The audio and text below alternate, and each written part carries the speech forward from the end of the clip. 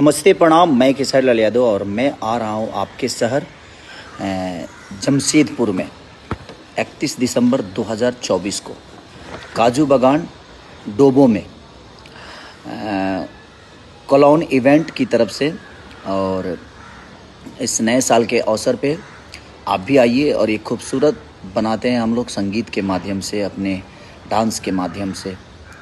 तो तैयार हो जाइए 31 दिसंबर 2024 को मेरे साथ। संगीत की दुनिया का एक अनोखा दिन होगा वो 31 दिसंबर 2024, और इसको ऐतिहासिक बनाने में आप सबका बहुत बड़ा योगदान हो सकता है।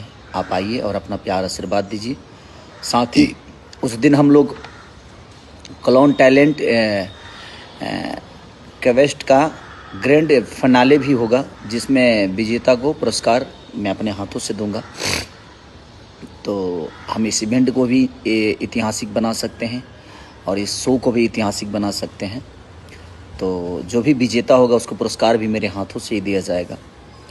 तो कॉलोन टैलेंट क्वेस्ट का ग्रैंड फिनाले भी होने वाला है। तो प्लीज़ आप आइए और अपना प्यार आशीर्वाद दीजिए 31 दिसंबर जमशेदपुर में, आपको काजू बागान डोबो में।